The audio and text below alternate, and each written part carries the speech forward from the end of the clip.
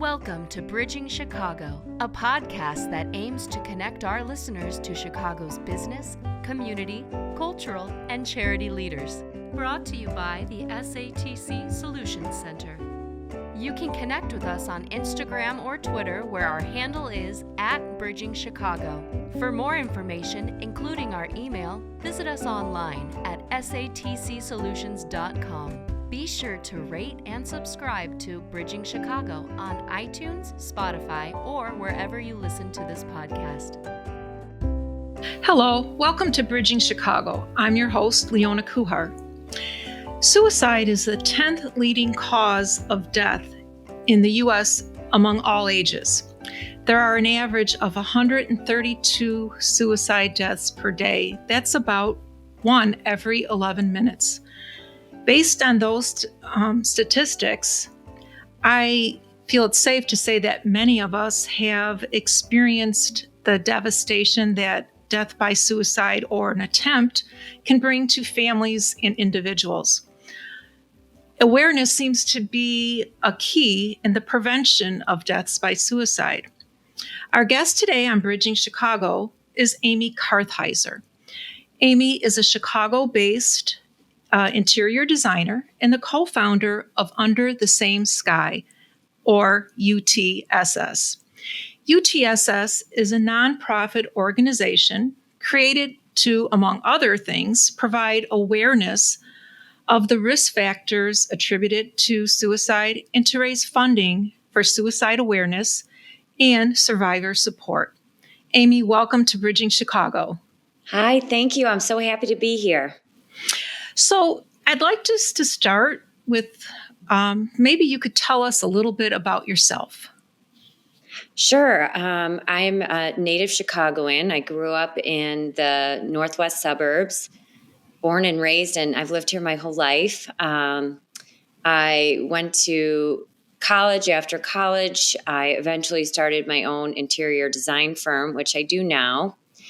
And sadly, about 7 years ago, I lost my brother to suicide, and that kind of propelled me on a mission to do more. So I opened up my own charity, as you said, called Under the Same Sky. And I basically run two companies right now. I feel like my interior design business and my charity, but they both seem to really go hand in hand with each other, believe it or not. So your brother's death was your inspiration? Absolutely. I mean, it's a really difficult, tragic event to come out of. And I think after my family had been, in our healing process, which is a really long process, and we're still healing to this day, is that you kind of come out of it hoping that no other human being has to go through the pain that you did as a survivor. Let alone the person who's feeling the pain, who's suffering with a mental illness. But if you're going to survive it, finding a way out of that pain is really a process that I was never aware of, that you don't have that support system like you may have with other types of death. And so it was really a goal of mine to find some way of bridging that gap between survivors and healing. When did you organize your not-for-profit?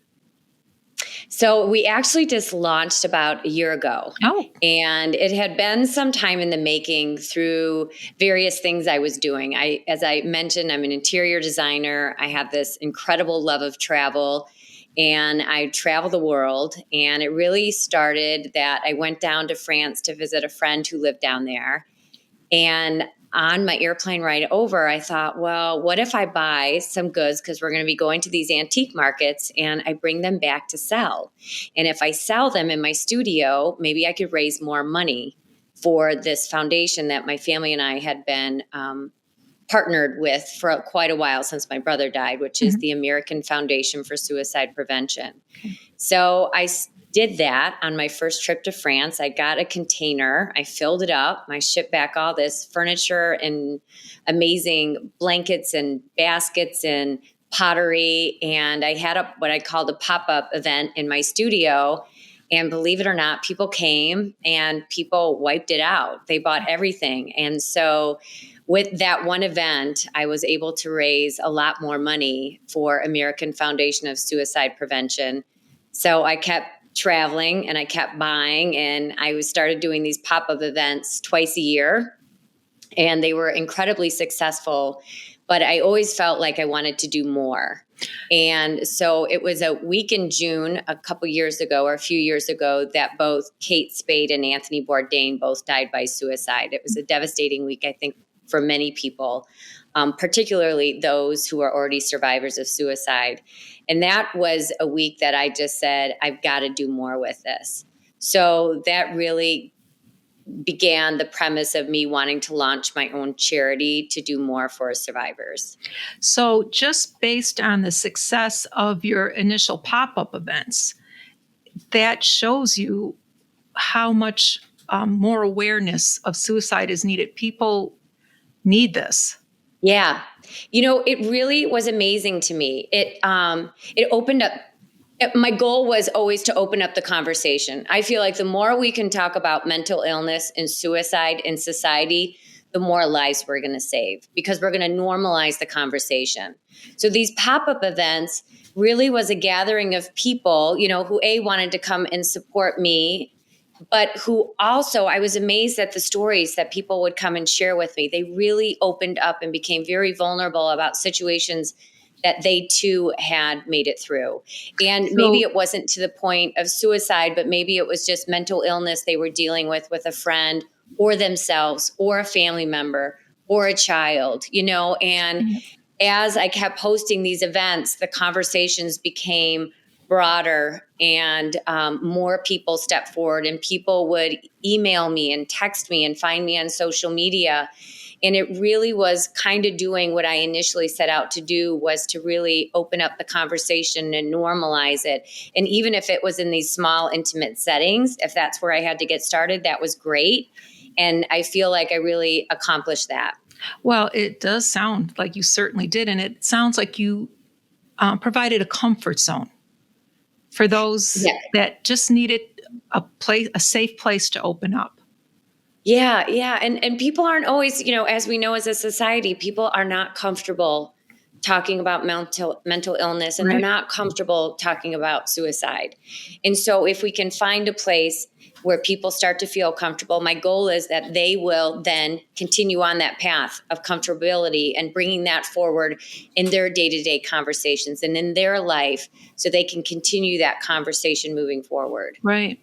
So I know that you partner with many or several organizations. Can you tell us about some of those organizations that you partner with?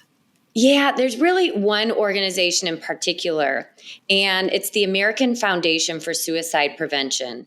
After my brother died and my family and I were looking for a way to heal, I came across this amazing foundation. They're large, but I had never heard of them because I had never been in that circle before. It's kind of a club that you don't ever want to be invited into, but here we were. And they do these walks in different cities throughout the United States. And I gathered up my family and a bunch of friends, and we were in Chicago, and we had T-shirts made with my brother's face on it. We named our team. We raised a lot of money, and it was really an amazing experience. It was a difficult experience the first time we went, but it's also very comforting because everyone who's there has been touched by suicide. And it's not just that they've maybe lost someone to suicide, but maybe they've been challenged with it themselves. They've had thoughts of suicide in their head. They've struggled with mental illness. And here you are on the streets of Chicago, and you're all together and you're walking the streets and you're kind of passing on this message. And it was amazing, the people who would honk their horns and wave and support that you would feel even from people riding their bikes or driving by as you're on these paths in the city. So it's really just a great organization. My family and I became their top fundraiser in Chicago year after year. And they noticed what we were doing, and their CEO, who's in New York, started inviting me out to all expense paid trips to New York City to their gala in New York every year.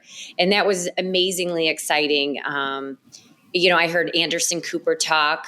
He was dynamic and thought-provoking. And,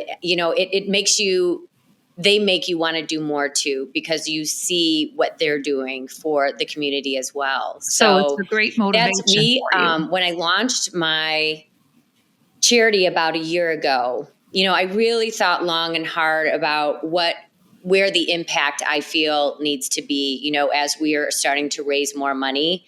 Okay. And suicide, when you become a survivor of suicide, it's an extremely isolating experience. And it's really difficult for people to know how to approach you with the subject. I look at it as if my brother had died by cancer. People would have asked, how long did he have cancer? What type of cancer did he have? How long, was he suffering? Did you know the end was near? And those are not questions that people ask you when he died by suicide. And what they don't understand is that he actually did have an illness. He died by a mental illness. But people run from it. So it becomes really isolating, and you feel like, thank God I've got 6 siblings. I've got my parents, and then we were all able to kind of huddle in and support each other, whether it was hour by hour, minute by minute, or day by day.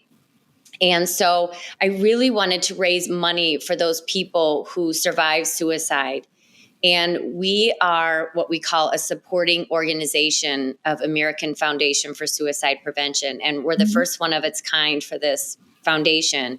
And it's really exciting because when I think about all these other people who are looking to do things, it's really hard to get a charity started. It's a startup. I mean, I've started a business. I have a startup right now, and I run my own interior design business. So I completely understand what goes into running a business.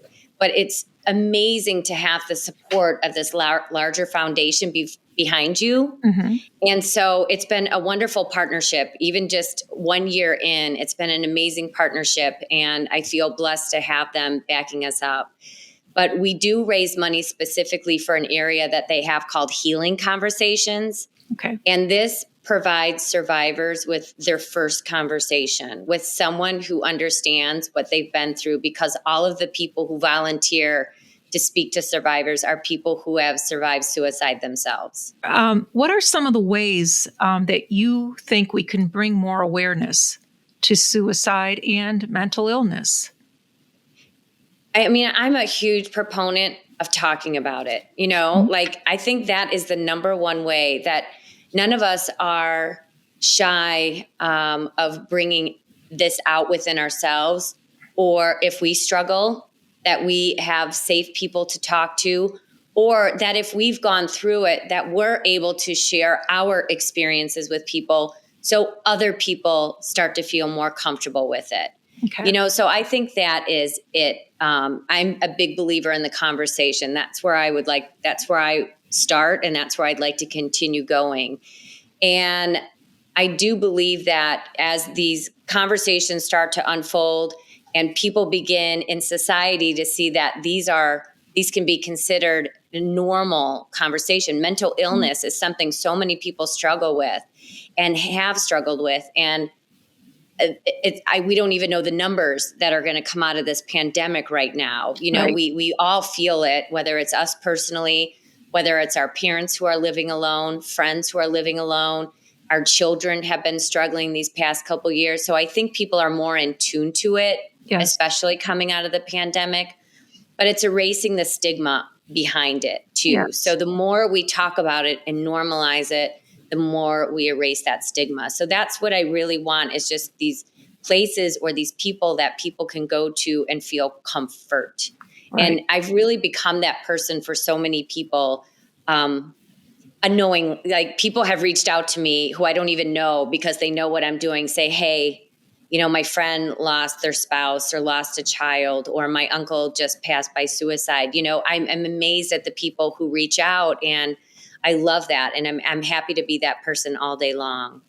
Well, and it seems too that suicide deaths are so, it doesn't matter who you are. It affects all age groups, 100%. Different populations, different age, like I said, age groups. It has no boundaries. I guess that's what I'm trying to say. It Yeah, has no boundaries. absolutely. I mean, mental illness can affect anyone at any time. It's not, sometimes it's a long time coming, but sometimes it's just an event. And it's an event that could just change your whole world. And you may dive deep into depression or into anxiety, and you don't know what to do with it because maybe you've never dealt with it before. Or maybe it is a lifelong struggle. And maybe you did not feel comfortable telling people because you felt that they would judge you. My brother was 52. I mean, he was married, he had grown children, and he was successful. So, that would make people go, look at Kate Spade and Anthony Bourdain. Right. It doesn't matter how much money you have or how popular you are in society. And it happens for so many different reasons as well. So, and it's, I mean, sadly, I just read an article on a 10-year-old this last week, who died by suicide. So the fact that it's starting younger and younger is heart-wrenching, but it also speaks to the fact that we need to start educating these children and talking about it sooner and making it okay, and maybe during their educational process in school, Right. that they are talking about mental illness more openly. Do you think the fact that there's celebrities committing suicide and dying by suicide, do you think that brings this more to everyone's attention?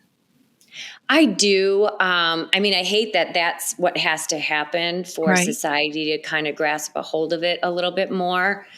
But I do. I mean, regardless, celebrity status with anything is going to heighten or lessen anything in life. And Yes. so, we had Robin Williams, and then we had Kate Spade, and then we had Anthony Bourdain. Mhm. And there's been numerous artists and musicians over the years who have also died by suicide. And, as these celebrities die, it becomes a bigger piece in the newspaper, and on the news, because you're not seeing it when it happens to your next door neighbor. You're not seeing it on the broadcast. You're not seeing it in the papers. And you are seeing it, though it's more in your face when it becomes a celebrity who's died by Right. this way. What are some of the ways that you raise funds for suicide awareness? So, as I told you, I was raising money during my pop-up shops. Right. And I'm going to continue to have those because I have a lot of merchandise from my travels. I mean, Mhm. I'm on like 4 continents a year. And right before COVID hit, in literally a 4-month time period, I had been to Bhutan, to Egypt, and to Myanmar. Okay. So I have all these wonderful goods, and I want to continue down that path. I love travel. So I will continue to do these pop-up shops in either my studio space where my design studio is out of, or at other people who have volunteered their spaces for us. We just had our very first in-person, what we call the soiree, Mhm. which would be likened to like a charities gala.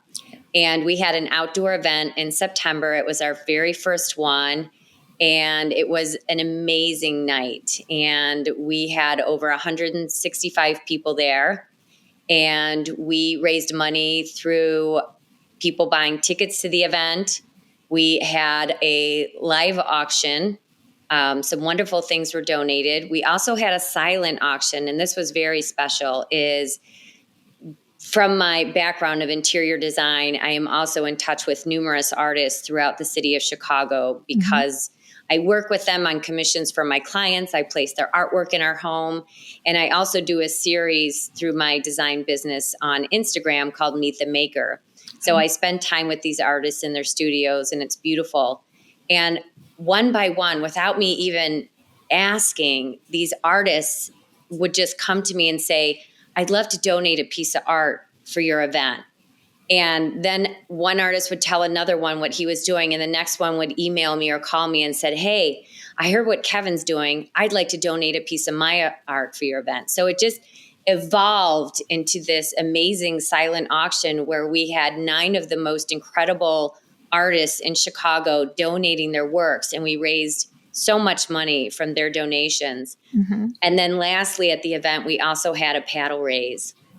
And the paddle raise was highly successful. I don't think anyone knew what to expect from our event because it was the first time. Right. But because this night was just incredible, under the stars together, really a lot of us for the first time since COVID to be outside and to be in this place where we had the open conversation about mental illness and about suicide, yet it was an engaging event. It was a fun event that we're going to keep on this track.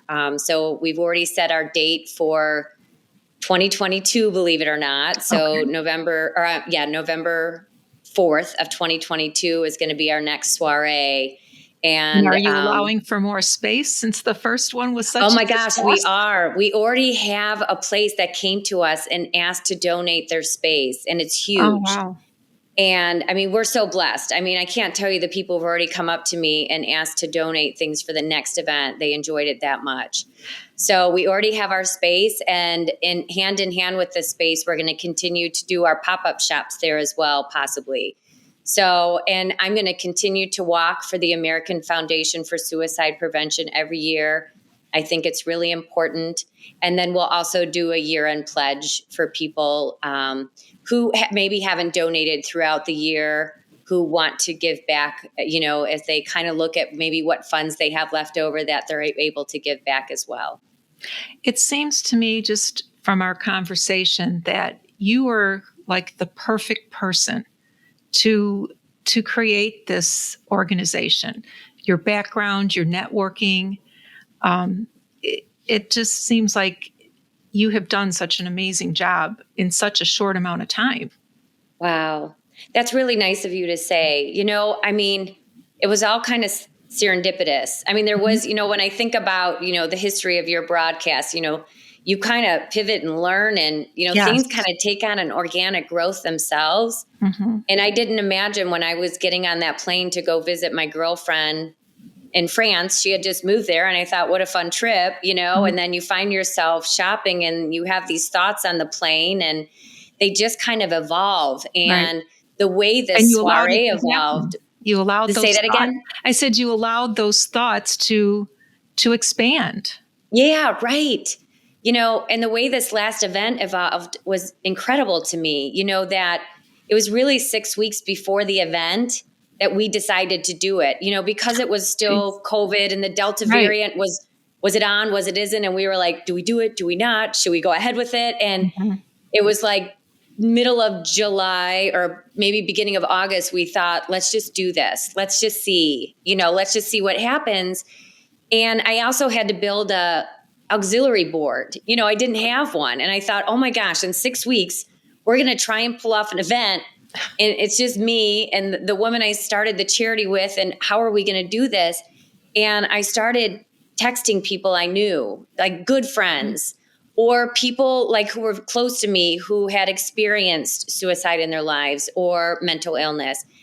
And I reached out to 8 amazing powerhouse women in my network. And every single one of them said yes. And every single one of them stood up and took on the challenge. And that is really how this event was successful from all of them. So, and like I said, the donations of the art and people, the in-kind donations we got for the event, I was astounded with. I mean, I've never done anything like this. So to ask and have people say yes was amazing. And it really kind of shows you like how many good people are out there and how many people are really willing to help and how many people believe in our mission as well. And it's motivation to make you want to do more and continue this. Yeah. Yeah. And this is my passion, as you can clearly see. I could talk about it all day, and I've become passionate about this charity, very much so. And, I hate to, I do anything to have my brother back. And there's always a silver lining to everything. And if this is what I'm turning it into, then I'm glad to be this person and the spokesperson and the person to put it out there that, we need to have these conversations about mental illness and suicide and really erase the stigma around it. Well, and it certainly is, what you've done is certainly a silver lining to a tragedy. Yeah. It truly is. Yeah. I took a look at the your website, and I really thought it was wonderful that someone could go to your website and have so many options of links to go to get help. Yeah, right. Yeah. So if any of your listeners take a look at our website, it's utsscharity.org. We really want to help survivors or people who are struggling with there's so many outlets out there, right? I mean, we're just a one-stop shop, but if we're the vehicle that they could get on first and find all these different stops along the way to find a place that works for them, we're happy to be those people. So we continue to update it, and our Instagram account as well. Yeah. And, we love what we're doing, and I'm glad that you like the way our website worked too. Well, one thing that stands out to me is Mindwise Innovations. I thought that was a great tool that someone anonymously could basically take like a survey, a screening, to see if, where they could get help, if they needed help. I thought that was just wonderful. Thank you. I would love to take 100% of the credit, but I can't. I've got an amazing team of people who help me, and we work on it together every month. And, they brainstorm, we brainstorm, and we come up really what is our vision and what is it we want to put out there for everyone. So I'm glad that you found so many links helpful. I certainly did. And I think it's something that is very easy for people to use. So it opens the door, which is a great thing. Yeah, thank you. Are there any other partners that you partner with that you would like to talk about? Or, for as far as the foundation goes, like I said, we are a supporting organization of American Foundation for Suicide Prevention. Right.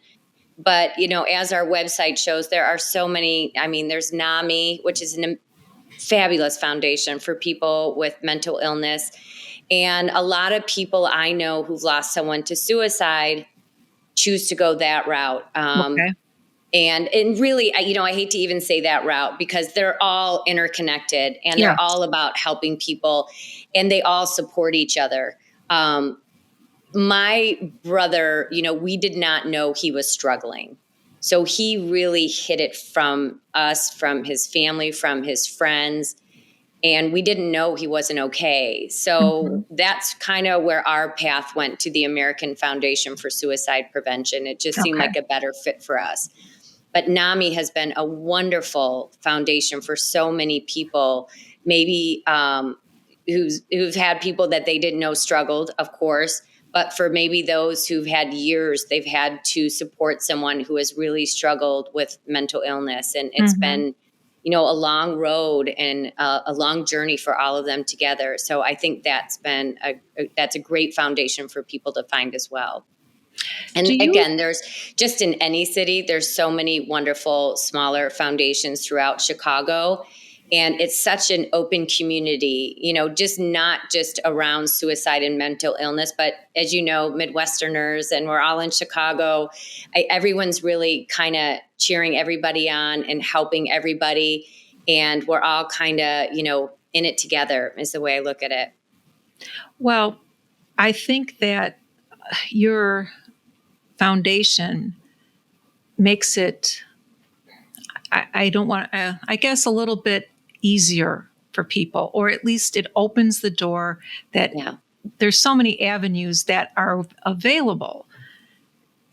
If that's somebody, our goal. Right. That's if somebody, wants help. Now, if somebody wanted to support your organization, what would be the best way to do that? The best way to do that would be to go directly to our website. Again, Okay. it's utsscharity.org. And we have a link on there where you can donate, and you can do a direct donation, which is wildly helpful and supportive. We also have our shop link on there. So all of Okay. those wonderful pieces that I've curated from all over the world. We've got beautiful pieces from India. We've got pajamas and robes and kaftans and beautiful boxes that were handmade in India. I've got art from Myanmar. I've got jewelry from Egypt. So there's just so many wonderful pieces. And 100% of the cost of those items are donated directly to our charity. Oh, okay. And Yeah. now's the perfect time with the holidays coming up. It really is. Thank you for saying that. And you're absolutely right. So it's usually this time of year that we would do a big pop-up shop. Okay. But due to not feeling comfortable being indoors yet, we're going to pass one more season. I hope it's the last season that we have to pass on a pop-up shop indoors. Yeah, but let's hope so. that has been wildly successful for us in the past. And you will find so many wonderful things to gift to people or to yourself. Quite frankly, I'm a big believer in gifting to yourself around the holidays. Sure. A little self-love goes a long way. So you're absolutely going to find something for everyone. Oh, great. Well, Amy, thank you so much for the work that you have done and Under the Same Sky has done for putting a focus on suicide awareness. It's something that's much, much needed, and I'm sure greatly appreciated by those who have experienced death that's so nice. in a family by suicide. Well, thank you, Leona, so much for having me on today. I appreciate the opportunity to just continuing opening up the conversation. Yes. And thank you for allowing me to do it on this podcast and with your audience. Thank you, Amy. Take care. Okay. You too. Bye. All right. Bye. Thanks for listening to this episode of Bridging Chicago, as produced by the SATC Solutions Center. Nothing contained in this podcast shall constitute financial, investment, legal, and/or professional advice. No professional relationship of any kind is created between you and the podcast host or guest. You are urged to speak with your financial, investment, or legal advisors before making any investment or legal decisions. Furthermore, the opinions expressed in this podcast are not necessarily the opinions of SATC Solutions Center, SATC Law, or any of its employees. This podcast is created by the hosts and guests' individual capacities. All opinions on this podcast are or have been rendered based on specific facts, under certain conditions, and are subject to certain assumptions and may not and should not be used or relied upon for any other purpose, including, but not limited to, or use in or in connection with any investment purposes or legal proceeding.